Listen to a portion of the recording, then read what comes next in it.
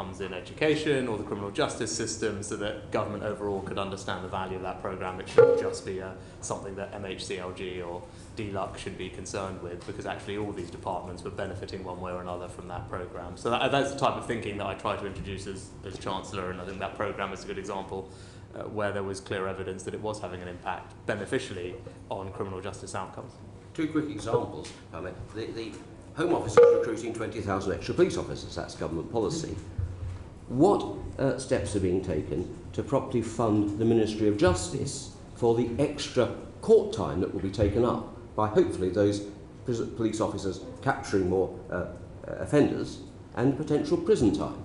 Because at the moment they are not covered to pick up the costs of those extra police officers doing their job. So, I mean, actually my recollection, because I was Chancellor at the time that the funding for that was put in place, was that the downstream impact of the 20,000 police officers were calculated and funded as part of the original settlement for all those departments to deliver on the 20,000 police officers commitment. I was Chancellor at the time, and I distinctly remember those conversations and that modelling happening with particular focus on the downstream cost, because you're absolutely right, we can't just focus on the cost of the police officers, obviously that has a knock-on impact elsewhere. But my recollection is that was funded as part of the settlement at the time for the 20,000 police officers uplift programme. To try and join up matters, at least within the criminal justice world, there was something called the Criminal Justice Board that was established back in 2015. It hasn't actually met since 2021, but it still appears in existence on the government website. Got an excellent Lord Chancellor. Could you perhaps assist him to get that Criminal Justice Board up and operating again? Because there's a real concern of a lack of join-up across this sector. So I'm very happy to make sure that the join-up is happening, and actually for example, on tackling illegal migration, that's something where I regularly convene different departments, particularly Home Office and Ministry of Justice, because it requires, and indeed actually DLUC and others, because it requires a cross-government coordination to deliver on the priorities. And I'll happily look at making sure that we are coordinated and joined up. I'm not sure what the exact right structure is sitting here, but I very much am sympathetic to the thrust of the question. Just a potential cost savings if we can get it right. And again, which is to the benefit of the individuals and indeed the taxpayer, where we can realise those. And the final point I was going to raise, Sir Bernard, very quickly, is this. You've recognised in the past, Prime Minister, the importance of the reputation of the English legal system for the United Kingdom's standing in the world. In October, England and Wales will have its first woman Chief Justice. Will you make a point of making an early opportunity to meet with Dame Sue Carr when she takes up her appointment, so that you can learn from her firsthand the real pressures that there are on the courts? Because delays of 2 years or so for a small business to have a money claim that can make all the difference to its survival, heard in the county courts, for example, are really not acceptable or fair. Would you agree? Yeah, so I've actually met already with the previous Lord Chief Justice, I think a couple of different times since I've been Prime Minister, and I fully expect that I will continue those meetings and engagement with the new Lord Chief Justice. And we are focused very hard on reducing the court backlog. Obviously more funding has gone into it, as the committee will be aware, but also we've removed the limit on sitting days in the Crown Court. We've continued to use the, I believe, 16 Nightingale courtrooms, and actually we raised the statutory retirement age for judicial office holders, all of which are initiatives that help expand judicial capacity to help us get through the backlogs. But it remains a commitment and a focus of ours, but I look forward to discussing that with the new Lord Chief Justice in due course. Thank you very much. Thank you, Sir Bob. We're now moving on to the all-important subject of the Russian aggression in Ukraine and other associated security issues, with Alicia Cairns, Chair of the Foreign Affairs Committee. Thank you, Chair. Prime Minister, I fear that we are on the cusp of the Gaza crisis of 2023. Yesterday we took up presidency of the UN Security Council. How do you hope that over this month we will use that to shed a light on what is taking place, but also what outcomes will we achieve during our presidency? So what were you referring specifically to, Alicia? So the Gaza crisis, so essentially Israel-Palestine, but also as President of the UN Security Council over the next month, what have you tasked Foreign Office civil servants to achieve? Well, I think there's a couple of different things. Now, obviously, with regard to the current situation in Israel and around, of course, we support Israel's right to self-defense and have condemned the recent terrorist attacks, we would say that the protection of civilians must be prioritised in any military operation, and would urge the IDF to demonstrate restraint in its operation and for all parties to avoid further escalation in both the West Bank and Gaza, both now and in the days ahead, and also call on Israel to adhere to principles of necessity and proportionality when defending their legitimate security interests. More broadly, with regard to the UN Security Council and our actions there, I would imagine that we will continue to focus on highlighting what's happening in Ukraine, Russia's illegal invasion. I think one thing that we have helped, I think, play a leading role in is ensuring broad support at the UN condemning Russian action. Over 140 different countries have signed the resolutions that we have helped to support in the UN, and that will continue, I would imagine, to be a focus in the coming weeks and months. And I think recent events in Russia highlight from others the illegality of Russia's invasion, and I think hopefully other countries are recognising that and will continue to use the UN as a platform to highlight that. So just before we move on to Ukraine, in your discussions with Netanyahu, how clear were we that we should not see an expansion of illegal settlements, and will we see Israel-Palestine brought forward specifically by the British government then over the next month? So settlements are illegal under international law, and we've said that they present an obstacle to peace and threaten the physical viability of a two-state solution. We've consistently engaged with Israel, and obviously I met President Netanyahu a little while ago, and we've repeatedly made clear to Israel that we oppose any settlement expansion, and we've asked the Israeli government to halt and reverse its policy. And moving then to Ukraine, there are reports that ahead of the Vilnius summit, I guess a coalition of the willing will bring forward some sort of security support package, a security agreement for Ukraine. Can you set out for me what your vision would be for such a security agreement for Ukraine? Well, not wanting to preempt the conversations that are obviously happening in private, what I have said is that I think it would be beneficial for Ukraine and for the conflict for there to be a multilateral declaration of support for Ukraine into the long term. There are various different shapes and forms that can take. Those conversations are happening. The purpose of that declaration, assuming it can be something that gathers broad support, is to demonstrate that support for Ukraine will be in place for the long term. I think that will send a strong signal to Putin that his efforts are in vain, and ultimately he should recognise that we, the coalition of the willing who are defending principles of territorial integrity in the UN Charter, are not going to go away and will continue to give Ukraine the support it needs and the means to defend itself against current and future aggression. So those conversations are ongoing. And what's your level of confidence that Vilnius we will see a path to NATO membership for Ukraine set out and agreed? Again, those conversations are ongoing. As you all know, NATO is a consensus organisation, and so we're having those conversations with our partners. What's very clear, I've said previously in the past that Ukraine's rightful place is in NATO, but the alliance works by consensus, so we will have to work together with our allies. But there are things that we are already doing that will help Ukraine on that journey, notably increasing the interoperability of capabilities, the training of Ukrainian troops to NATO standards, and the provision of NATO standard equipment. All are examples of that type of support that will help Ukraine not just now, but on that longer term journey as well. Thank you. Moving us to the Balkans, there has been an international failure of deterrence when it comes to the Western Balkans. I think that's best exemplified by the EU and US response and recent punishments of Kosovo in the face of Serb antagonism and Dodik's secessionist rhetorics in Bosnia and Herzegovina. As Prime Minister, will you now commit that we will rejoin U4, which I'd add that both Turkey and Chile are members of? And will you also consider lobbying for an expansion of KFOR's mandate in Kosovo so that they can deal with the illegal arms being brought across from Serbia into Kosovo, which are arming illegal Belgrade-funded and armed militias in Kosovo? Well, first thing to say is we in the government fully support Bosnia and Herzegovina's territorial integrity and sovereignty, and will continue to take measures against those who threaten that. I'm particularly concerned about the situation in the north of Kosovo, which you'll be familiar with, and very much condemn the unprovoked attacks by protesters on KFOR personnel. the Foreign Secretary has already told the Prime Ministers of both Kosovo and Serbia that, that leaders in Belgrade and Pristina do have a responsibility to reduce tension and prevent further violence. Our view is we must find a way back to the EU-facilitated dialogue. With regard to EU4, we do see EU4 as vital for peace and security in Bosnia and Herzegovina.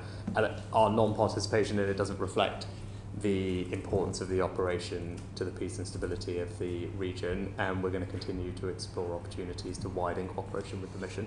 Thank you. I would urge the government to look very close at that, and then very briefly, just taking back to Israel-Palestine, just a yes or no answer. Would you now put in place a special envoy for the Middle East peace process to make sure we have the adequate attention on what's going on there? I think, look, it's something that I know the FCDO are talking to the Honourable Lady about, and happy to continue talking to her about. We continue to say that it's something that we'll be open to at a time that we think it will be beneficial to the peace process. So it's not that we're against it in principle, it's just figuring out when it can I'm going to take that as a yes, but subject to announcement, hopefully. Thank you very much. Thank you, Chair. Prime Minister, I'm not using my time in this session for the benefit of others, but two supplementaries very briefly. We're confronting Russian aggression in Ukraine very vociferously and very clearly. How confident are you that the international community is not appeasing proxy Russian aggression in the Balkans? I don't believe that we are, and as I've heard from my answers to to Alicia, we're continuing to take quite a robust stance against proxies, not just in that region, but previously in Africa as well with Wagner, because where we see threats to territorial integrity and sovereignty, I think it's important that we do our best to stand up for them, and that's what we're doing. The war in Ukraine will last as long as the friends of democracy around the world allow it to last. The more support we can give, the quicker it will end successfully for the Ukrainians. Are we doing enough, and what more could we be doing? Well, we've, I think as everybody knows, provided providing £2.3 billion in military support for Ukraine this year, matching what we've given last year, which I believe puts us second only to the Americans. But I think it's more, as well as just the quantum of support, it's a type of support where we have been consistently out in front in the type of capability that we are providing to the Ukrainians and training them on. That you saw that with main battle tanks, which I was the first leader to announce we would provide, and then most recently with Storm Shadow long-range weapons, which are having a beneficial impact on the current state of the conflict. And we will continue to do that, look for opportunities to provide Ukrainians with the support they need. The priority remains, as it always has been, heavy armour, artillery, long-range weapons and training, most recently combat air, where we will play our part as part of an international coalition to provide combat capabilities, particularly training of pilots, and we're starting that this summer. In fact, which is something that I know the Ukrainians have warmly welcomed. And we continue to talk to other countries about increasing their support for Ukraine, both in quantum and in capability. And I think that is important at this stage, because the priority is to ensure that the counteroffensive can be as successful as we would all like it to be. Thank you, Prime Minister. Greg Clark on science and technology and AI. Thank you, Sir Bernard. Good afternoon, Prime Minister. Prime Minister, a few days ago you told London Tech Week that the possibilities of AI are extraordinary. What do you see as the biggest positive impact of artificial intelligence? Well, I think just in the last few weeks in the news reporting, you've seen some of the promise of AI paralyze people being able to walk, the kind of cracking of the structure of almost every known protein, and starting to be able to model reactions in nuclear fusion. So it just gives you a sense of the variety that is there. And also when you combine that with the computational power of quantum, I think you can really start to imagine a future in which even incurable diseases like cancer and dementia or new ways to grow crops all might be possible. Look, for me, I'd kind of put it in a couple of different categories. I think straightforwardly on the economy side, an interesting report from PwC recently that estimated a kind of 10% GDP benefit over the coming decade. You're starting to see that in the way that companies are using AI, and indeed leading companies like Palantir opening their European AI HQ here, and the quality of our research, etc. So that's on the economic side. And I've spoken in the past about AI holding out the promise of being a general purpose technology, and the economic research is very clear that that leads to a kind of J-curve effect in productivity that we are on the cusp of hopefully realising. And then in public services, I'd say health and education are the two areas where I'm excited, particularly in healthcare. I think people are reasonably familiar with the opportunity to speed up diagnosis of a range of different conditions, but also improve the productivity and accuracy of, for example, people looking for skin cancers. There's interesting Dunne AI technology that is being deployed, or robotic surgery. And then in education, the opportunity to reduce workload for teachers, whether it's lesson planning or marking, but then also provide personalised tuition for children. The Khan Academy is starting to roll out an AI chatbot, which has, I think, enormous potential, because we know that that more personalised approach to learning has huge benefits for children, particularly disadvantaged children. And tutoring in the physical sense is hard to scale, but the technology allows us to provide that, and I think that would be transformational. Absolutely. So lots of upsides. But in that speech at London Tech Week, you said that we must do AI safely. So what do you see as the biggest danger of AI? So I would categorise the risks into a few different buckets. I think first, there's the socioeconomic risk from the large-scale societal shifts that the technology will bring. That's often what technology does. That doesn't mean you should stand in the way of it, but it just needs to make sure that we're cognizant of it and provide people with the skills they need to flourish in a world that is being changed by technology. I think the second is the risk of misuse. And that is, whether it's open source models or otherwise, the ability that they can be used as tools to generate misinformation or identify and exploit cyber vulnerabilities or create harmful content or deep fakes or child sexual abuse. That's the kind of second category. I think the third category would be tool use, whereby foundation models can be used to activate capabilities in the real world. And then the last category is what people would describe as capability overhangs. And that kind of trends into the area of more existential risk, because there's just a lack of understanding at this point about what the potential of these models might be. Now, obviously separate to all of that, there are national security risks, which I'm sure the Honourable Gentleman acknowledge. I appreciate I'm limited in what I can say, but I think thinking about it in those four categories is probably the right way to go about it. Thank you. And you've convened an international safety summit for the autumn. Are you intending that to be a summit of like-minded countries like the US and Japan, perhaps? Or is it for all countries, a bit like the International Atomic Energy Authority that includes countries like China and Russia? What do you have in mind? I think in the first instance, mainly what we're trying to do is acknowledge that there is a global dimension to this challenge. And AI doesn't respect national borders. Countries are at varying stages of their thinking about how we can put guardrails in place to make sure that we can realise the benefits of AI in a way that's safe and secure. And it seems a sensible and reasonable step to just try and bring some of those countries together to talk about these problems in a collective forum, because ultimately there will need to be some coordination. Sure. So I think it's quite early thinking. As I said, it's more just about bringing people together. So all countries together? Well, it's just bringing people together who are thinking about these things in a similar way, to exchange ideas, share information. As I said, because AI doesn't respect national borders, and I think we will all benefit from hearing and talking to each other in a conversation with the businesses themselves. And I think that is really what this is about. I think we're a long way from anyone establishing a AIA, IAA equivalent for AI. Those things are long into the distance. But in the first instance, just talking through this with like-minded countries seems a sensible next step. Finally, from that, Prime Minister, you've got this summit. You published a white paper in March.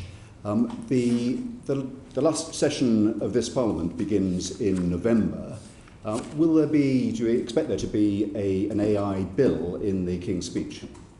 I'm not going to comment now on fourth session legislation. All those conversations are happening and no final decisions are being made. I think actually what we need to do, and I think probably we can do lots of this without legislation, is sitting down and figuring out what are the safety features and guardrails that we'd like to put in place. And I think we have a sense of what some of those might be, whether it's watermarking, whether it's pre-release information sharing, whether it's reporting and licensing of large training runs, whether it's pre-training or pre-deployment disclosure, transparency on the data sets that are used. I think that's the kind of category of things that we need to spend time on, which is why the Foundation Model Task Force has been set up and funded specifically in its early phase to focus on safety research. I think it's an area where the UK can lead because we already have good capability in it. So if we can develop that capability further, because it's a growing field, it will mean that we will know what to do. And it may well be, and actually so far, the conversations with the 3 leading foundation model companies have been incredibly cooperative. But they're calling for legislation. I think what they want are for governments to put in place the guardrails, and they're very open about that, and they're very, I say thus far, they have been incredibly constructive and open and transparent with government, and want to try and find a solution together, which, as I said, it's too early to preempt what all that might look like, but you can imagine a world where at least the initial stages of that don't require legislation necessarily, but actually just require us to get in there and do safety evaluation on the models and have access to them. And as I said, we've had announcements already from some of those foundation model companies that they will provide that access to the government to be able to do that on a priority basis, which I'm grateful for and I think will help us get this right. Thank you, Promise. I'm sorry, we're dragging behind. People are going to have to be quicker and I'll have to be stricter. Dame Diana Johnson, Home Affairs. Thank you. Good afternoon, Prime Minister. I know you're appealing the Court of Appeal's ruling on the Rwanda scheme. You've said this policy is an important part of your plan to tackle illegal migration and stop small boats. So do you have a plan for what you'll do if the appeal fails? As I said, our belief remains that the plan that we have is legal, it's compliant with all our obligations, and we'll be appealing it vigorously. And if you look at the ruling, what you'll see is the Lord Chief Justice, in his opinion, agreed with the High Court and with the government that the safeguards and reassurances that we have received from Rwanda are sufficient. There's a very specific point of contention about the onward relocation, potentially, of people who we send to Rwanda. And so we believe that the safeguards we have are sufficient, so we'll continue to confidently and vigorously pursue our case. So you're betting everything on the Rwanda policy being upheld in the Supreme Court? Well, no, that's not. I think that's not a fair characterisation of what we're doing. Well, it's a gamble, isn't it? You're not sure. Last year and indeed this year, I set out a range of things that we're doing to tackle this problem. Yes. So, for example, can I come on to that? Because I've got some specific questions of what you're going to say. Just answer because you asked the question. It could be a very substantive additional piece. Is the new deal that we have with Albania? Yeah. Albania with the greatest respect, Prime Minister, I've got very little time, and I do want to get through some important issues with you. So if I could just leave that, I've got your. But I think you made response. A statement that we're betting the house on one thing. I think it's reasonable for me to say, well, let me give you an example of something else that is significant, that is making a difference to the problem. Dame Diana. With the greatest respect, Prime Minister, I've got quite a few questions I want to ask. So you're clear that you think Rwanda's going to succeed in the Supreme Court. Just on the small boats issue, I think it's 6 months today since you made your 5 promises to the British people, including stopping the small boats. Now, win or lose in the Court of Appeal, in the Supreme Court, right now, your plans around Rwanda are on hold. So does that mean your attempt to stop the small boats, that's on hold at the moment? No, and a good example of why it's not on hold is our deal with Albania. Albania accounted for 1/3 of illegal migrants that crossed last year. We looked at, and that is surprising given that Albania is clearly a safe country and it's an ally, European nation, and it's a signatory to many of the same treaties that we are on these issues, which is why our new deal with Albania and a revision in how we treat illegal migrants from Albania means. I know you're very keen to talk about Albania, but I'm very keen to actually address the fact that in June, you asked for an example of being committed to continuing to stop the boats outside of the Rwanda policy. This is a very good example of something that, as I said, we've returned almost 2,000 illegal migrants. But none from actually who came across last year. None of the returns actually relate to people who travelled in small boats last year, do they? Because we work through the backlog of people we've got. But because of the New Deal, we are now able to return people to Albania, and you can start to see the early benefit of that deterrence because in the most recent data that we had, the number of illegal migrants from Albania had reduced considerably since we put that new deal in place. Okay, so let's move on from Albania. It shows that you can make a difference on this policy. The largest number of people who crossed the Channel in small boats last year, the largest number in any of the records that have been kept over the last 5 years, 3,824. The majority come, or a large chunk come from Afghanistan. So what I'm just trying to get to is, with the rate of progress that you're making at the moment, when do you think you'll be able to fulfil your pledge to stop the small boats? I said obviously the court will have to determine its own ruling, and that is outside of the government's hands. It's the court that determines the timing of its rulings. But in the meantime, we can get on with a range of other things, as I said. We talk about the deal in Albania. The other thing, one of the other things we're doing. You've talked about the deal in Albania quite a lot. I actually we'll move on to one of the other things we're doing is tackling illegal working, to show people that if they do come here illegally, they won't be able to disappear into the black economy. So one of the things we've done is increase the number of illegal working raids by about 50%. Can I just ask you some questions that relate? And again, all of that will contribute, I believe, to a deterrent effect. Okay.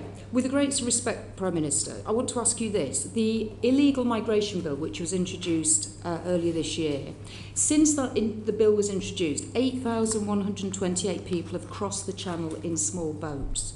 So if we assume your Rwanda policy is upheld in the Supreme Court, Rwanda has said they can take a capacity of 500 people. So that leaves 7,628 who've come across since the bill was introduced. What do you intend will happen to those people?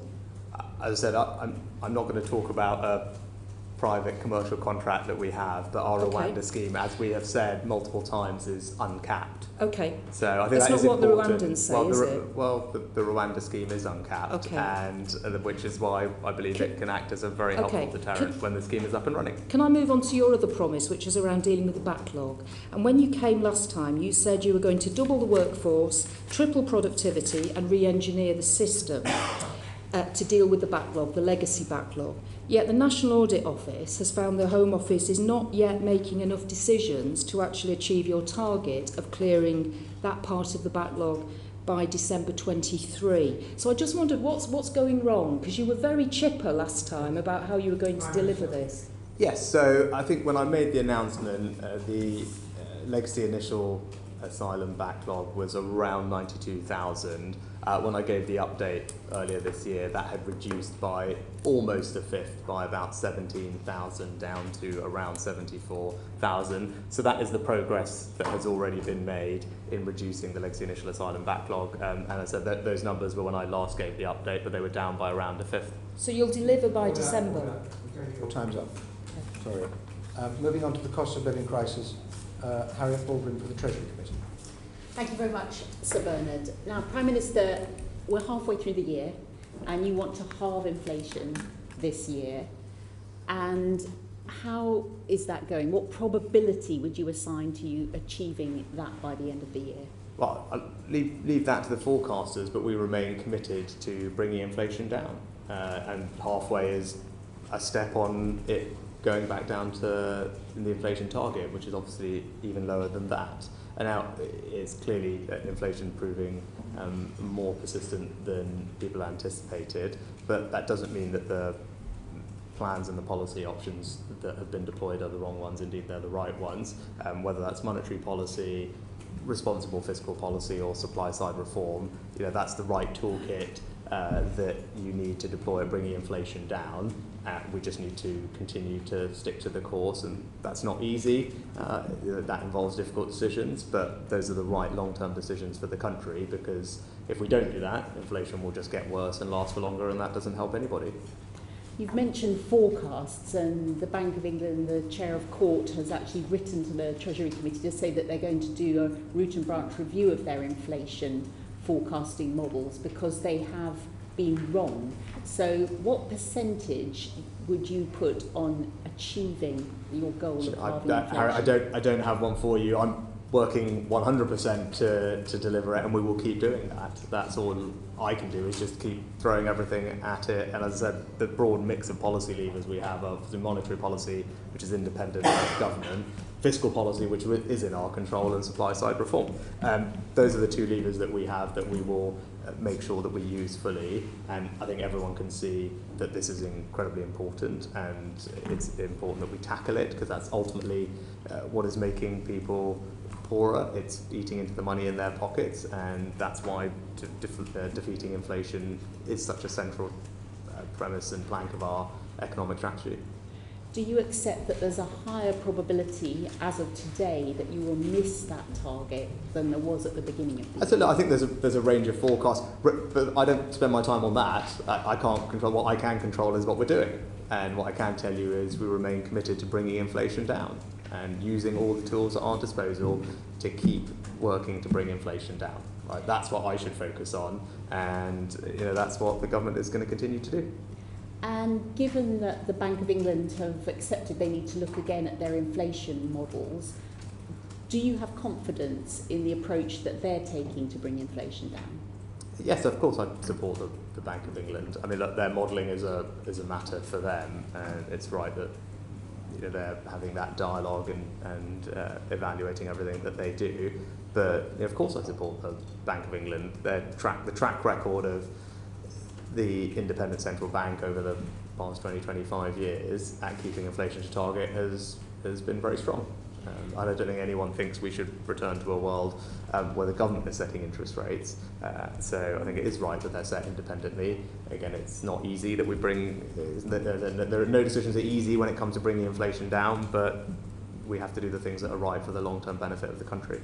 You're confident that the tools that they're using are the right one, because obviously they keep raising bank rate, and that's affecting mortgage payers in particular, and actually a small cohort of mortgage payers who are either on a variable or whose fixed rates are coming to an end. So it's a really small subset of the population that are having to do the heavy lifting in terms of reducing demand through this monetary policy tool.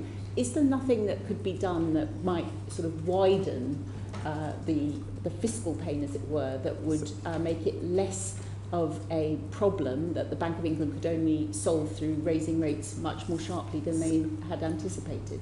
So again, it wouldn't be right for me to comment on monetary policy, but there are lots of different transmission mechanisms for how monetary policy feeds into the real economy. Obviously, mortgage rates are one, but there are other ways as well. You're right about the transmission mechanism being perhaps slower when it comes to mortgages than it has been in the past, because of the preponderance of people to have at least short-term fixed-rate mortgages now, but that's something that the bank take into account in their modelling. But as I say, the mortgage aspect of it is just one of the many transmission mechanisms of the monetary policy. What else can we do? Well, that's what I talked earlier about fiscal policy and supply-side reform. So fiscal policy is making sure that our borrowing is responsible, our approach to public sector pay is responsible. If we get those things wrong, that makes the inflation situation worse. And with supply-side reform, it's about making sure that we are increasing the supply of areas of the economy where we are short. It's fundamentally leading to some of the inflationary pressures. So whether that's in energy, labour markets, or elsewhere, I think we should target our policy there. And look, of course, I acknowledge the difficulty that rising interest rates pose for mortgage holders. And may I just use my last half minute to ask about savers and the transmission mechanism of them being paid more by the banks. Do you endorse the campaign that the Treasury Committee's had on that? Look, I endorse what the Chancellor said, that the issue needs to be resolved. I know he's met recently with the FCA, and they've agreed to deliver better deals for savers by driving competition and increasing reporting, which I think they're doing in the next few weeks in particular, to make sure that savers are benefiting from higher interest rates. So I fully support the FCA's review, and indeed the new consumer duty gives them a stronger power to take action if necessary. And alongside that, the Charter for mortgage holders provides support and relief for mortgage holders that are facing difficulty with repayments, allowing them to either stretch the term of their mortgages or switch to interest-only payments. Either or both of those can save people hundreds of pounds a month potentially on their mortgage bill when it reprices, but also they can do that without any impact on their credit rating. And there is also the support for mortgage interest scheme for more vulnerable borrowers, which has been increased in generosity and accessibility. So those are the different things that Thank you. are there to Moving help on, people. Clive Betts for Department for the Housing and Communities and Levelling Up Committee. Yeah. Good afternoon, Prime Minister. I'm sure we can all agree that there's a real problem in this country, both the rising housing costs and a shortage of housing, which affects the whole country, but some families in particular. And therefore, it is important that the government achieves its target of building 300,000 new homes a year. I presume that is still the government's target. But at the end of the year, you consulted on, through planning policy, of abolishing local housing targets that councils have to meet. So when you get back to the office and get out your spreadsheets, and you look at the 300,000 target at the bottom, which the nation has to hit, how can that be done if the government's going to give up its influence over the individual targets in each local area that are supposed to add up to that 300,000? Well, what I would say is we had a commitment to deliver 1 million homes over the Parliament, which we're continuing to make progress towards. I think in the last year that we have numbers for, ending 2022, something like 230,000 additional homes were delivered, which in and itself was the third highest yearly rate, I think, in the last 3 decades. And indeed, if you look at the last few years, all of them have been in some of the highest rates we've seen for decades. So I think that shows that the government's policies are delivering, and we're making progress to our overall ambition of 1 million homes over the Parliament. And with regard to the planning reforms, I think it's important that the planning system, also has the confidence targets remain there, but they're a starting point as opposed to something that's being imposed on communities without reference but how is to the government going to particular achieve the circumstances. 300,000, Prime Minister, if you're losing control of the individual figures that add up to it? I mean, Lichfield's, the planning consultancy, have said that this planning policy in consultation is going to reduce house building to 150,000 a year, half the government's target. Already this year, housing starts have fallen by 12% from a figure that was well below the 300,000 to begin with. That's not success, is it? Well, I think what is success is, as I said, we've delivered some of the highest years of new housing additions in 3 decades over the last few years. So I think that shows that the approach is working. And what we are doing as well is ensuring that we support local communities to bring housing on stream, particularly on brownfield land, where we're investing taxpayer funds to help remediate land and unlock Are you effectively thousands giving of local homes. communities a veto then over achieving the 300,000? No, it's as I said, what we're doing is we are reforming how the planning system works so that we strengthen the neighbourhood plans, which actually, particularly neighbourhood plans, have shown that they can deliver the housing that people need in their local areas, but they do so in a way that has the consent of the community, which is important. And it means that the character of local areas and the particular circumstances in each local area, whether it's greenbelt or something else, are taken into account in assessing what is a reasonable amount of housing to sure deliver. how that's going to get us to 70,000 more homes when you're taking away the ability to influence targets. Can I just go on to one other point, Prime Minister? Many people, because they can't afford a home, there's no social housing to rent, end up in the private rented sector, sometimes through choice, often because that's the only place for them to go. Since 2020, the local housing allowance, which helps the poorest families pay for the rent in the private rented sector, has been frozen. Yet at the same time, rents in the private rented sector have risen by 25%. There's now only 1 in 20 homes that are covered by the local housing allowance.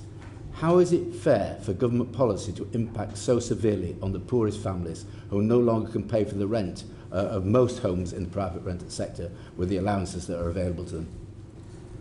So, look, I can't remember precisely, but I think we increased the local housing allowance a couple of years ago by a very significant amount. I thought frozen since 2020, Prime Minister. Yeah, but it frozen at a level that was significantly higher than it was before, whereas about a £600 uplift to, from memory, about 1.5 million doesn't households. help families with a 25% rent increase, they can't pay for it. And actually there's the discretionary housing payments of a few £100 million that are there to support people as well, as on top of housing benefit. And the Affordable Homes Programme has delivered thousands of new affordable homes for rent, and will continue to do so But as well. affordable homes are 80% of market rents, Prime Minister. They're not affordable to most people, are they, on the lowest incomes?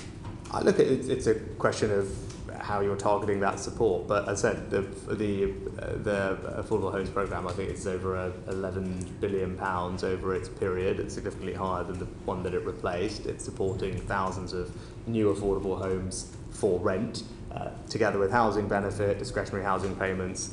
All that support is there. But even public service workers, nurses, policemen and others can't afford affordable rents in London, can they? 80% of market rents are just not within the remit of many public service workers struggling on their current levels of pay. Yes, which is why on the other side we've taken huge steps to help people with their energy bills, which is saving them around £1,500 over the past few months, raising the national living wage by record levels to put more money in their pockets, raising the threshold at which people start paying national insurance. All of those things also put more money in people's pockets. I think a lot of people will think, Prime Minister, you're not really on their side. Order. Well, I think if you actually look at you can look at the case studies of families in different circumstances, and what you'll see is, because of the support we've put in place, it is actually disproportionately benefiting the most vulnerable families. Now, that's happening in lots of different ways, whether it's support with energy bills, the cost of living payments that are worth £900 that are going to several million of the most vulnerable households in our society this year, whether it's a national living wage increase or the tax changes. All of those add up to quite meaningful support for families, deliberately targeted on the most vulnerable families. Moving on, Catherine McKinnell for the Petitions Committee. Thank you. But it's not working, is it, Prime Minister? Do you take responsibility for the fact the UK has the highest inflation in the G7 and the lowest growth projections? So I think we've had this debate in the past, and if you look at the growth projections, actually we were the fastest growing country in the G7. I asked a very specific question. No, I asked a very specific question, which is, do you take responsibility for it? Of course, I take responsibility to the government. But I think, just to correct what you're saying, I think it's important. As actually the head of the IMF. No, sorry. Do you dispute those facts? We have the highest inflation rate in the G7 and the lowest. Well, no, I'm just asking if he disputes the facts, because there's no point in giving a 2-minute answer. I'm putting them in context because it's important. As the head of the IMF themselves says, because those are the numbers that you are quoting. The head of the IMF themselves said at a press conference here in the UK, which I'm sure the Honourable Lady was listening to, she's quoting the figures, that it is actually not right to focus on one specific year when it comes to growth forecasts. And actually, if you look at any period, either the 2 years before, where we were the fastest growing country in the G7, all the projections for the years thereafter, we are not the lowest growing. I'll move to reality then. She asked about inflation, which I think is important. Worth bearing in mind. Sorry, if you look Prime Minister, I've got quite a few questions I need to ask you, and I think it's important to focus on the reality of the people contacting us in Parliament about the realities they face. 1 in 7 are cutting back or going without food because of a lack of money currently. That's 1 in 4 in my region of the North East. What level of food insecurity does the government assess is acceptable in this country? Of course, you don't want anybody to live in food insecurity. But that's the reality. So what's the government doing about it? Prime Minister, to answer. Great. So why don't we? So let me explain the various things that we are doing to help people with the cost of living. So the first and most significant intervention is to support people with their energy bills, because that is the number one cost increase that they're facing. That support is worth £1,500. It's about half of a typical family's energy bill, and it is benefiting all families up and down the country. I think the second thing is for the most vulnerable families, so the ones that the lady is talking about, the several million of our most vulnerable families, they will receive direct cost of living support through the welfare system. Those payments, £900 for someone who is in receipt of universal credit, additional payments for pensioners or those who are disabled.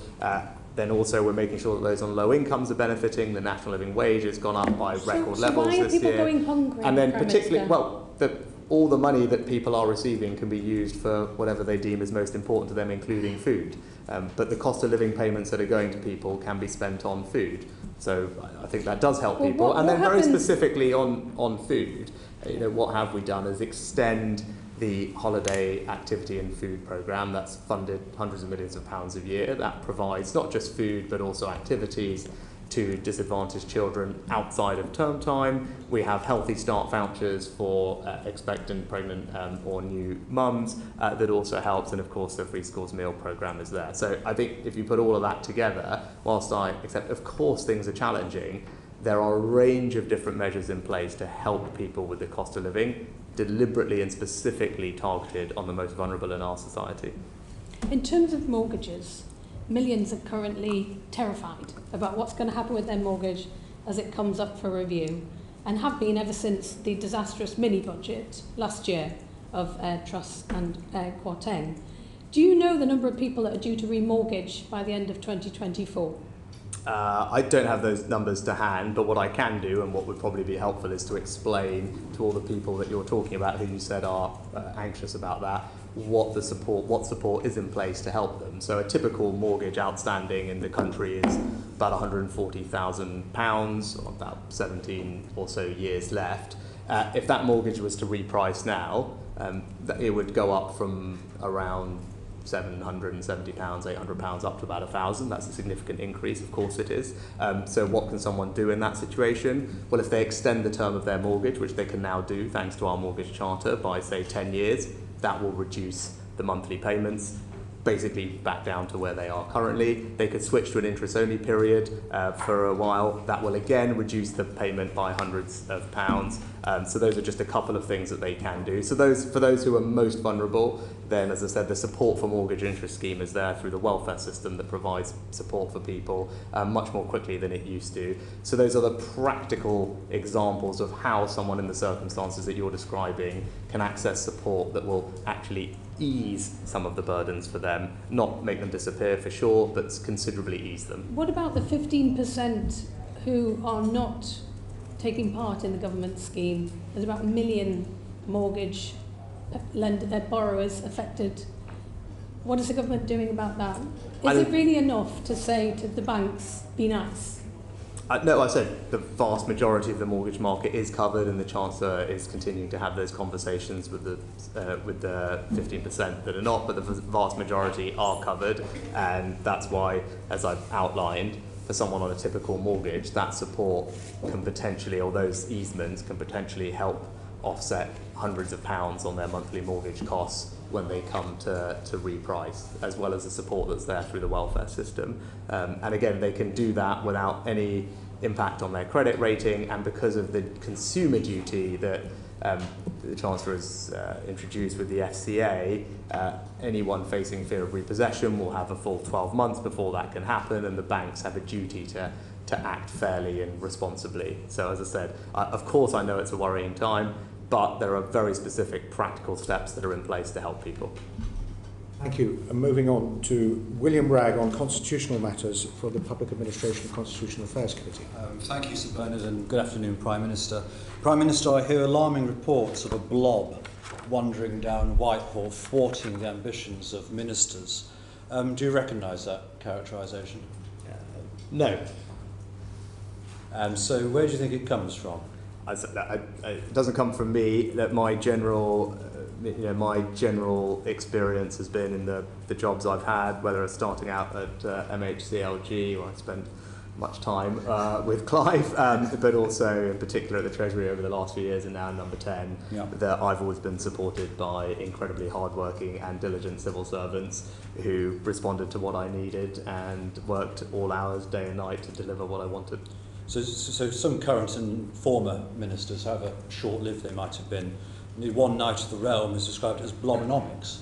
Do you think this talk is really an excuse for weak ministers and perhaps unworkable policies? I think ultimately the elected government of the day is responsible for the policies that it is putting forward, and I would expect, and indeed have found in my experience, the civil service to be responsive to implementing them.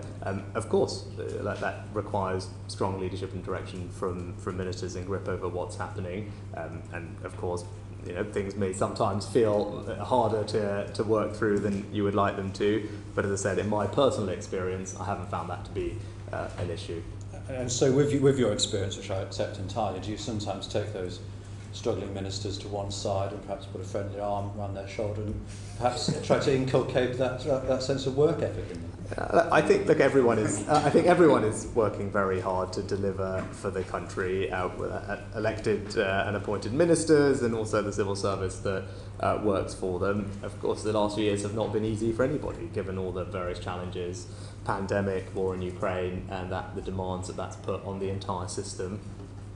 But I think everyone remains committed to delivering, and I would expect them all to work very hard to do so. So reports of relations between the government and civil service being at an all-time low are somewhat exaggerated? Certainly from my perspective, and that's not conducive to delivering for the country, if indeed they were to be that, right? That my view, and has always been, that I've been very fortunate to be served by absolutely brilliant civil servants who have given me everything I've always asked of them and more at all hours of the day. I've been very fortunate and grateful to them for that support. I continue to find that in my current job, and I have no reason to expect that to change. And my general view is that, you know, their job is to support government to do it, and we should do that in a constructive attitude, and that's what I'd like to see and expect to happen. Thank you. Just come on to matters to do with House of Lords appointments, if I may. Could you just briefly explain what you understand to be the conventions around resignation honours, and in particular the nomination of new peers? So my understanding is that previous Prime Ministers are entitled to resignation honours. They would go through the normal vetting process. I followed what I understand and believe to be the long-standing convention of forwarding those names to the Palace for clearance after they have been through the vetting process, without any active involvement, engagement or interference in that process. And so you conducted your constitutional role entirely proprietoriously? Yes, as I said, I had no active involvement or engagement in that process. I received a list and forwarded it on unaltered. The list that came having been vetted by the House of Lords Appointments Commission? Absolutely. And I think there's only one example in the past of that not being the case, is that right? Not with yourself as Prime Minister? I'm not familiar with that example, but... Well, I think the example was Lord Cruddas, and the next day he gave the party a donation, but they were entirely unrelated, I'm quite sure. I said, whatever list that I've received that has been through the vetting process, I've forwarded on without interference or active involvement in it. Thank you for clarifying that. Could I ask if you think there's any circumstances under which a resignation honours list is not appropriate?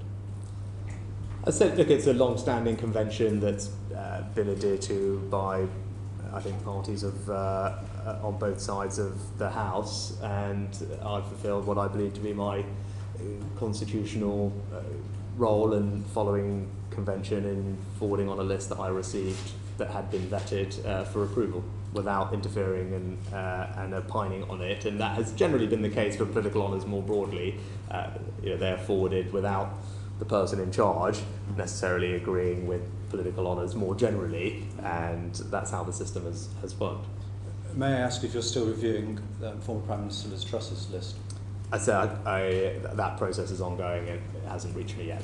It hasn't reached you yet, that's helpful. This is entirely hypothetical, as you understand, from my keenness for a Conservative victory at the next general election, so please don't take this the wrong way. But if the eventuality was that you, in circumstances, would you think it appropriate yourself to issue a resignation on his list? Okay, it's not something I'm focused on or have given any thought to. I think that's a fairly good answer. Thank you, Sir Bernard. Thank you, Mr. Wright. Pete Wishart, Scottish Affairs.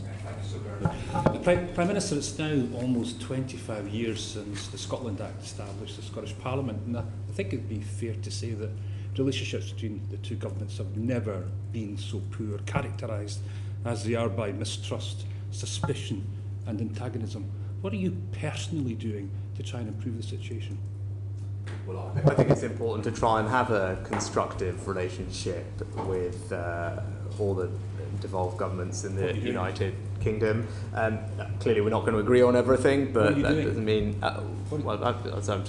I do think it's important, which is why I think when I first had this job, I spoke, I think, on the first day to the, as it was then, First Minister, not just of Scotland, but of Wales. I was also the first Prime Minister, I think, in over a decade to attend the British-Irish Council that brought together the leaders from across the United Kingdom and the Republic of Ireland. That was warmly received. I met with First Ministers in my role and have done with the new First Minister, and continue to try and find ways to work collaboratively together, for Freeport's being a good example of that, whilst acknowledging it's clearly not that we're going to agree on everything, but it's good to have the dialogue. Well, that's a very lengthy and important list, but isn't it the case that we now have a situation where the UK routinely ignores Scottish Parliament legislative consent motions? The UK can now legislate in devolved areas. You know, the nuclear option of a Section 35 being used for the first time. The Scottish Government ministers are even being reprimanded for saying Brexit is bad for Scotland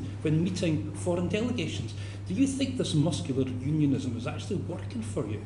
No, as I said, I think there are examples of the Scottish Government and UK Government working together, particularly to deliver things like free ports. But you mentioned the Section 35. I think we've had that debate in the past. It was clear that there were concerns about the operation of that law on UK-wide competencies and areas of competence, and it was reasonable in that sense for the Scottish Secretary of State, after taking significant legal advice, to issue the Section 35. And you say, I know that, yes, the first time it's been used, but it was always envisaged. It was always envisaged that it might be used, including, I think, by the SNP at the time. So I don't think people can debate the principle of being used, because it's something that was supported at the time. And again, obviously, it's subject to a legal proceeding now, so there's a limit to how much we can say. The Scottish Government, but with respect, the Welsh Labour Government recently criticised the UK Government's unilateral and destructive approach to devolution, and is actually seeking to have the UK judicially reviewed. The Northern Irish executive isn't sitting in Scotland. And Wales feels that their democracy is under real threat. Is devolution broken? Well, again, on Wales, I spoke to the First Minister. I think the first day I got this job, I spent time, I met with him, again, delivering free ports, which are a good example of Wales and the UK government working together. And with regard to Northern Ireland, because you brought it up, I think anyone can say that I haven't been heavily, actively involved in trying to restore the executive in Northern Ireland. I think I visited Northern Ireland almost 5 or 6 times in my first few months in this job. I think I should demonstrate my commitment to Northern Ireland, the people of Northern Ireland, and the Windsor Framework represents, I think, a very significant intervention that removed one of the big barriers to the executive being restored in Northern Ireland. Given that the UK government's given itself the provisions of the Single Market Act against strong opposition from Scotland and Wales, isn't it the main problem that the UK government represents English interests, while at the same time being the arbiter and referee for the whole of the United Kingdom? And you've now given yourself the powers of the European Union. Surely the four nations idea across the UK just isn't working anymore. No, I think actually, look, the Scottish government, as far as I can recall when I last looked at this, was probably the most powerful devolved assembly anywhere in the world, if not certainly one of. Government also delivered all the recommendations in the after 2016. Those have all been delivered, and I think the UK government is right that it looks after UK-wide interests. Now, as I say, sometimes those will conflict, and we've seen that with the Section 35 on the Gender Recognition Act. There's a court process to resolve that, so we should let that saving Scotland from itself with legislation like no, I think that's because like there's DRS. Is it your job now to be the corrective feature when it comes to devolution issues that you don't like? No, actually, I mean, on DRS, actually, the drinks industry raised concerns about the Scottish government's your job was to do that on their behalf, differing on the rest of the plans for the UK. Now, it's because they had an interaction with UK interests that the UK government was requested for the UKIM exclusion, and actually, as I said, there was an exclusion given on narrow terms, and the decision to not proceed was a decision that was made by the Scottish government. But it would seem to be in the English national interest, therefore it will be judged to be in the UK interest. Is that how it works? I'm just trying to understand how we get to where we are with these. If it's four nations, surely all four nations should be equal in how these issues are approached. Well, as I said, the operation of the scheme had an impact on UK-wide interests, and that's why UKIM exclusion was granted on a narrow basis, which would allow the scheme to proceed in a particular way. It was a decision, I think, of the Scottish government ultimately not to proceed with it. Yeah, because you made it possible for them. That's not right, actually. I think the Chief Executive of Circularity Scotland was categorical. Nothing to do with you. I think it was categorical that the scheme remain viable on that basis, and many successful schemes run without glass. So it was the Scottish Government that decided not to proceed, and that's a decision that they can explain. Sir Chris Bryant for the Standards Committee. Thank you. The Ministerial Code says when Parliament is in session, the most important announcements of government policy should be made in the first instance in Parliament. So why did you announce the NHS workforce plan, not in Parliament, but outside Parliament? I've always tried to announce what I can in Parliament. I think my track record, and the Speaker's always said in the past that I particularly have done that. Where that's not possible, or the statement is made immediately thereafterwards, particularly in you announced areas. it last Friday. I think particularly where it's worth considering that this is not just the government's plan; it's also the NHS's plan. You could have announced it in Parliament on Monday, couldn't you? As I said, this involved not just the government; it involved also the NHS. Because it was the NHS's long-term workforce plan. The government was pleased to support it and proud to support it, and it's a plan that will do something special for the NHS in this 75th year. The Speaker said yesterday the Prime Minister is a Member of Parliament. He is answerable to the Members of Parliament from all political parties. I have to say that his behaviour was not acceptable. He may be the Prime Minister, but the Members of Parliament should hear first. Have you apologised to the House yet? As I said, I continue to be in Parliament to answer members' questions on a range of issues, making statements on a range of topics, and will continue to do so. But you're not coming to Prime Minister's questions tomorrow, are you, or next week? Yes, because I am attending the 75th anniversary celebration for the NHS. And you decided when that should be, so you could have had it tomorrow evening or tomorrow morning? No, again, that's not right. I did not decide when that was, and quite frankly, even if it was on a different day, also because His Majesty is in Scotland on Wednesday, it might have been reasonable for me to be there as well. And with regard to the week afterwards, I'm also at the NATO summit. Remind us when a Prime Minister I don't know whether is the Honourable Gentleman suggesting that I shouldn't attend the NATO summit on behalf of the United Kingdom, as previous Prime Ministers have done. Remind us when a Prime Minister last missed two Prime Minister's questions in a row. As I said, I don't know, but yeah. As I said, I don't know, it's important. Is the Honourable Gentleman suggesting that I don't attend the NATO summit, which I'm not in control of the dates of? No, I'm suggesting that you should be attending Prime Minister's questions and not attending the NATO summit. And you should have made the statement to the House of Commons, because your own ministerial code says that that's what you should do. So your view is your view is that we should not be attending the NHS celebration or the King's coronation celebration in Scotland, or indeed the NATO summit. I mean, that's a perfectly reasonable point of view. But let me ask you a different question. Pointing out the Leader of the Opposition also will be speaking. We're talking about your turning up in Parliament. NHS. We're talking about your respect for Parliament. You didn't turn up for the Owen Paterson votes at all. That's right, isn't it? I can't recall. You didn't turn up for the Boris Johnson votes at all, did you? No, I was at a charity dinner for Jewish care. I think that's some cutting it fine, I would argue, since other members of Parliament who were at the same dinner with you and left after you did manage to get back for the vote. I think, with greatest respect, I think their role and my role at the dinner probably slightly different. You chose not to be there, didn't you? That's twice. On two rule-breaking moments, you chose not to be in Parliament. But yesterday, you opined on the rules of cricket. Take us through that. I chose to fulfil my obligation to an incredible charity for whom that is one of their significant fundraising moments of the year. My presence there was something that they had asked for, and actually me being there and being able to thank their volunteers and donors was something that they appreciated. Others were there. Wes Streeting was there as well. He managed to get back. Again, with the greatest respect, I think his role and my role at that dinner were probably slightly different. I'm very happy to talk about the rules of cricket, as you mentioned. Yeah, but not about rule breaking in Parliament. No, so that's my point. I've also and if I might ask you too. about the Privileges Committee then. So the Privileges Committee has accused 7 MPs of trying to undermine and impugn its work. The Leader of the House has condemned this. Do you think that they should apologise to the House? I haven't actually gone through the report yet, so. You haven't read the report? No, I haven't been through the report yet in detail. I've seen it being reported, and I've been very clear in the past that... But you asked Zac Goldsmith to apologise. Yes. Because he's a So you minister. have read it sufficiently to note that Zac Goldsmith should apologise? Yes, I've read the findings report. I haven't read the report from cover to cover, no. But It's I have about read the 3 findings. pages long. Right, but I've seen the But you've findings. read, you know that Zac Goldsmith ought to apologise, but you haven't got an opinion about whether the other 7 should Because there's a apologise. difference between Zac Goldsmith's role as a minister, and I think that wasn't consistent with him being a minister, yes. So you have read the report?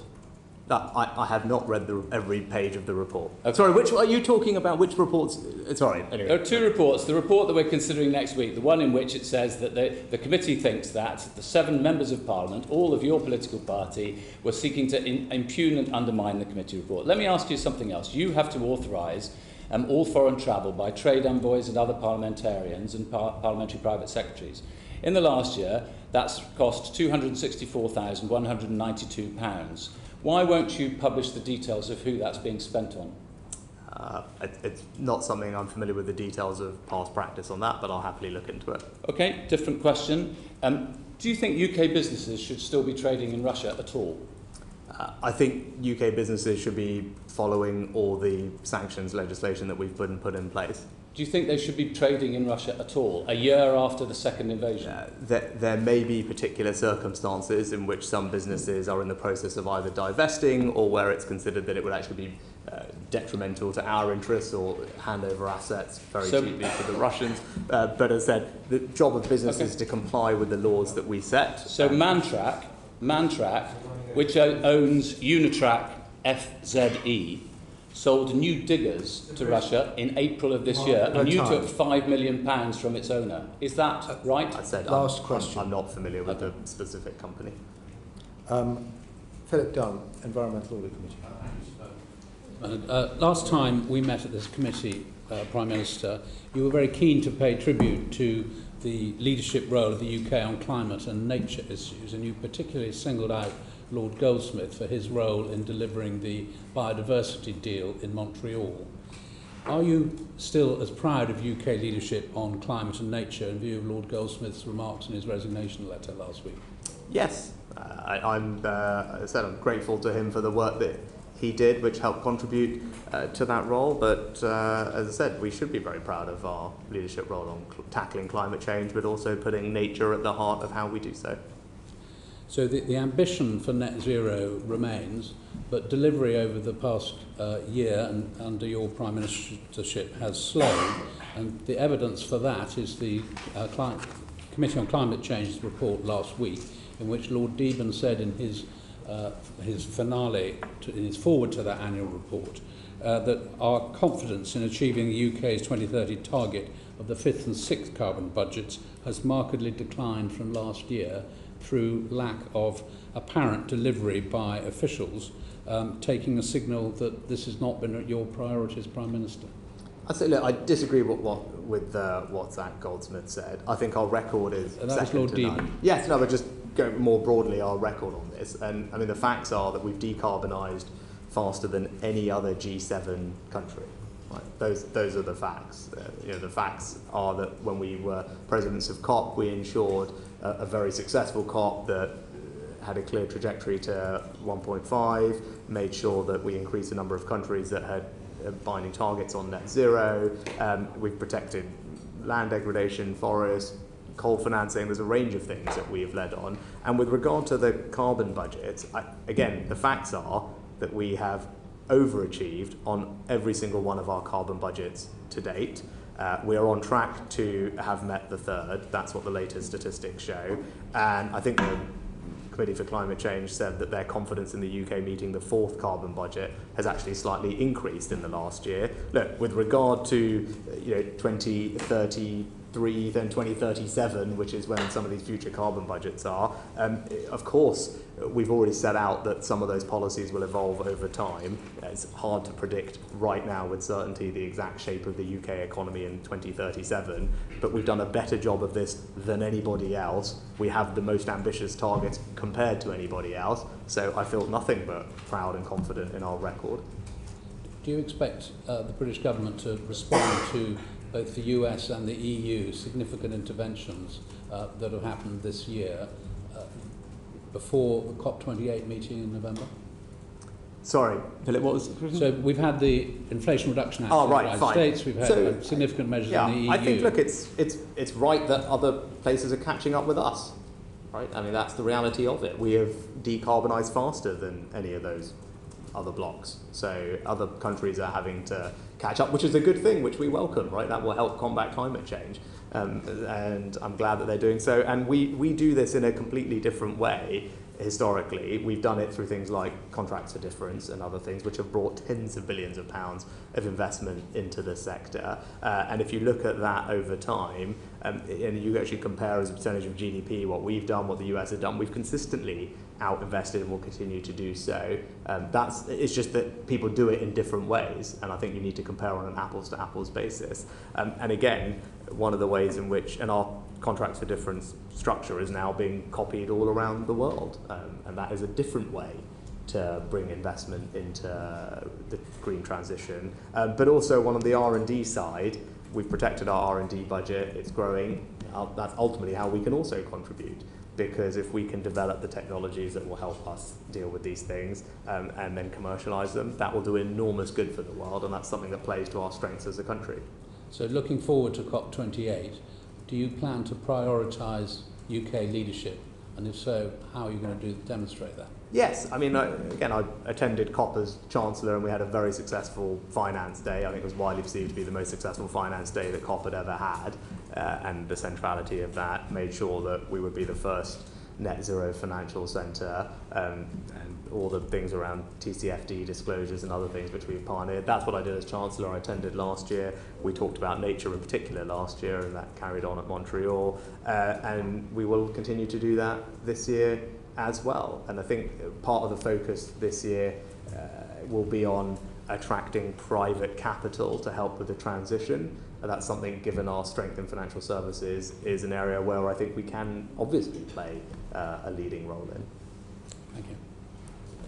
Thank you. And moving on to Robin Walker, Education Committee. Thanks, Mohammed. You've referred, Prime Minister, to education as the closest thing to a silver bullet that we have. You also said at PMQs recently that children missing school is a tragedy. So how concerned are you with the latest figures that show that 24.2% of pupils were persistently absent in the autumn term, almost double the rate of the previous year?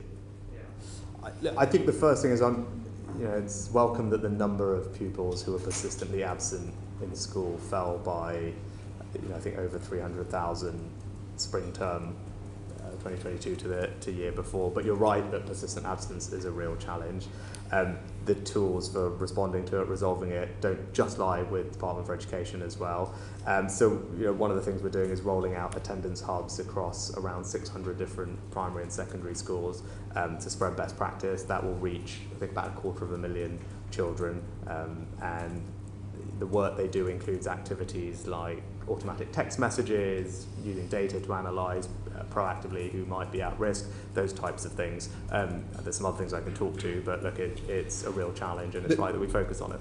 In terms of addressing this challenge, one solution which the government previously drafted legislation for was a statutory register for children not in school. That's been supported by the Children's Commissioner, the Select Committee, the opposition front bench, I think, in PMQs recently. And it's something we have legislation before the House from my colleague on the committee, Flick Drummond, to address that. Is that something that you feel the government could embrace and deliver? Look, we remain committed to introducing a statutory local authority register for children, as well as actually a duty for local authorities to provide support to home educating families. We will look to legislate at a suitable opportunity to do so, but obviously, again, without preempting full session legislation. Since we last met, the Chancellor has made very welcome announcements in terms of childcare and stepping up the activity of the government in that respect, providing support to parents of under 3-year-olds. That will mean a shift from the government subsidising about 50% of the childcare market to around 80%. Do you recognise that puts an additional burden of responsibility on ministers and the government to make sure it is adequately funded so that settings can keep going? Yes, just first thing to say is that a member of my family has a financial interest in a childcare company, but as well as the expansion that the Chancellor announced in the provision extending the age entitlement, significant funding was put in deal with the existing entitlement to meet inflationary pressures. It was around 200 million in this year, paid from this September, and then rising to just shy of 300 million for the future year, with further uplifts to come. What does that mean? It means a 30% increase in the 2-year-old rate, which will take it to around £8 an hour, but also an inflationary increase to the other rates as well. And some of those rates, I think, have been welcomed in theory by some of the practitioners we spoke to, but there is a question mark over whether they will actually receive them, given some of the machinery of local government through which the rates have to pass. Will you be encouraging ministers to ensure that they do receive the rate at or close to the national rate that's been advertised? Yes, I mean, the rates were chosen in response to surveys with, I think, thousands of nurseries to understand the different cost structure for provision. They're adjusted in local areas to account for local differences. I will go back and make sure that the money is flowing as it is intended to, but it has been certainly been announced and put aside. And just lastly on this area, one of the great benefits of early education is early identification of need. And in terms of SEND, picking up issues early on, being able to address them early on, it allows children to engage with their education in mainstream schools, who might otherwise end up in much more expensive and more limiting specialist placements. However, our committee's heard that only 18% of local authorities feel they have enough provision for disabled children in the early years. Is there anything specific that you think should be done to address that as part of the wider efforts of the government in SEND? I'd say the SEND and Alternative Provision Improvement Plan that we published in March, I think, of this year, just sets out the government's mission for SEND and alternative provision, making sure that it can fulfil, or we can collectively fulfil children's potential and have trust of parents in the system and financial sustainability. And alongside that, we're increasing the high needs funding by over about £10 billion for this financial year, which is 10% increase over last year's funding, so that should help. And moving further up the school system, there's been a lot of concern about transparency on schools' teaching of RSHE materials, and how do you strike the right balance between reassuring parents and making sure that they can have access to these materials and making sure that children do have access to the curriculum that the Conservative government introduced? Yeah, look, my personal view is it's vital that what children are taught in RSHE is age appropriate and factual.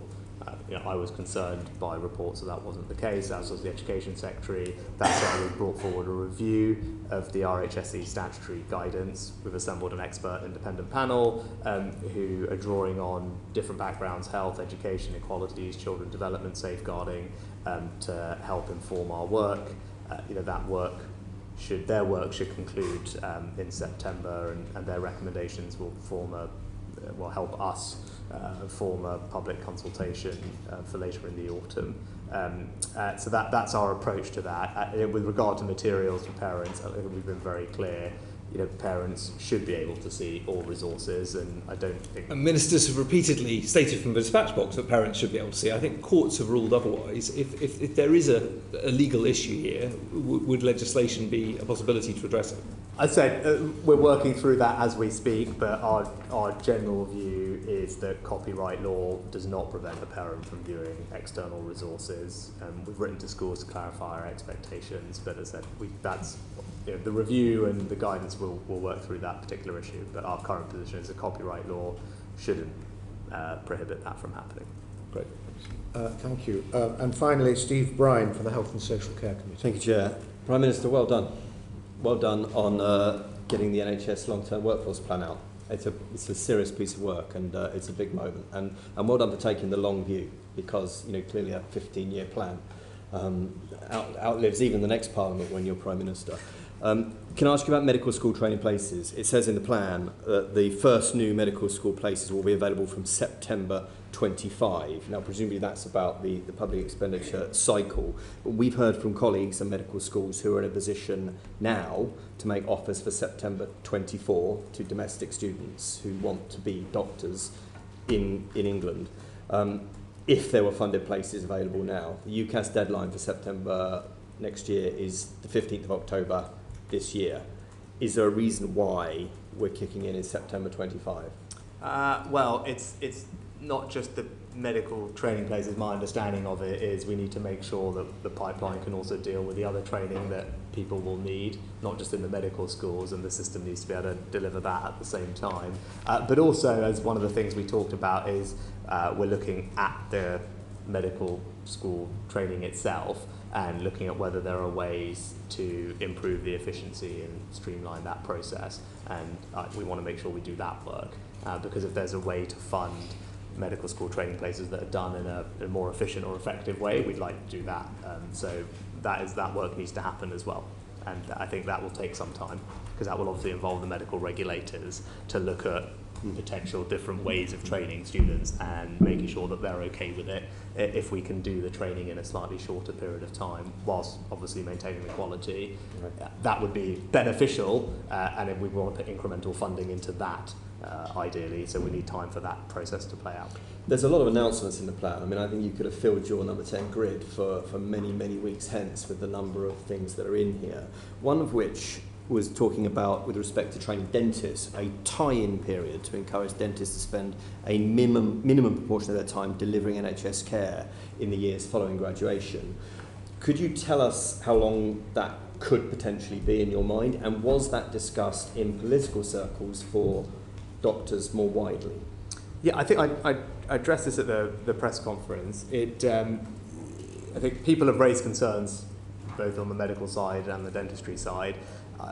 The work was done on the medical side, and I think I said that I haven't got the numbers to hand, but I think around 95-ish% of people who had done medical training after a certain period of time were still in NHS practice. So the issue was, I think, far less widespread than most people assumed it to be, which was why it didn't seem like right now it was necessary. The issue on dentistry was more pervasive, where I think, I said I don't have it to hand, but around, I think, only 2/3 of those who had trained at some point later were doing NHS, providing NHS services.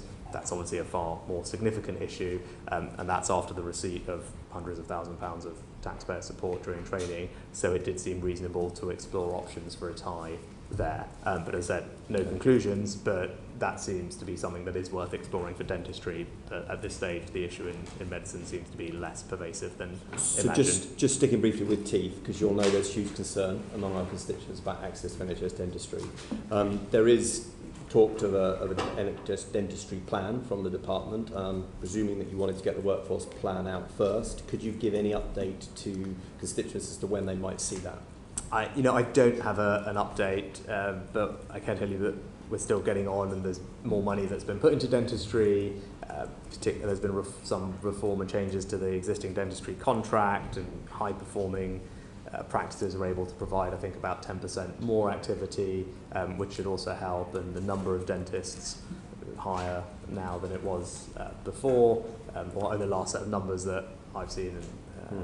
But not necessarily doing NHS work, of course, that's the challenge. Sorry? Not necessarily doing NHS work. But I said that's why the workforce plan not only trains more dentists, but also is exploring the tie. All right. But the reforms to the contract should hopefully increase NHS.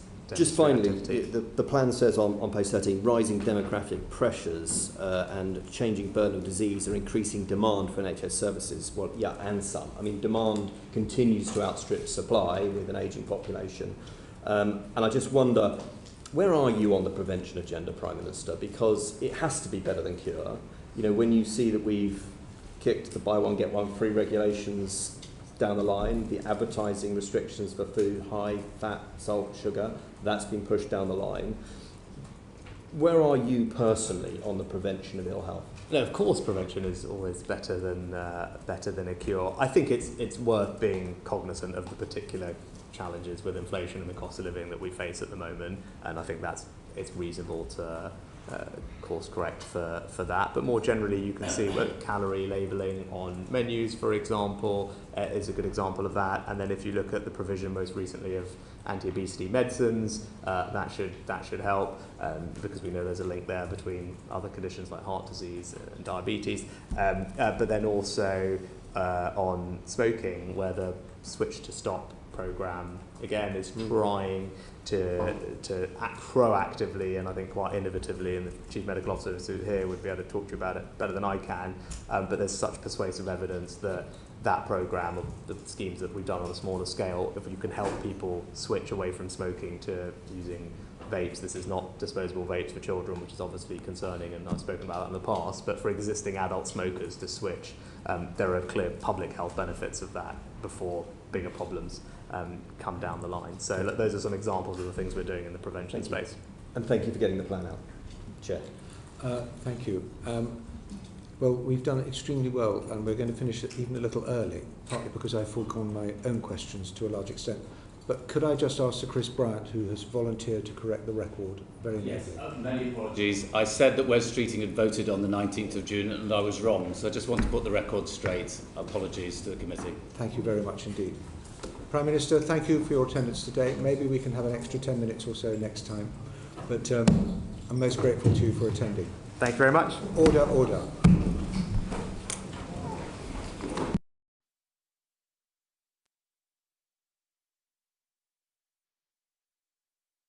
The proceeding has ended.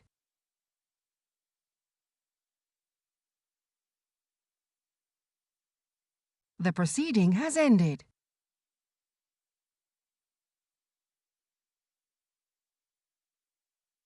The proceeding has ended.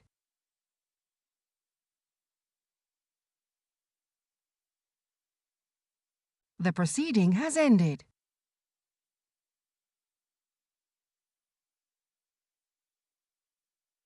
The proceeding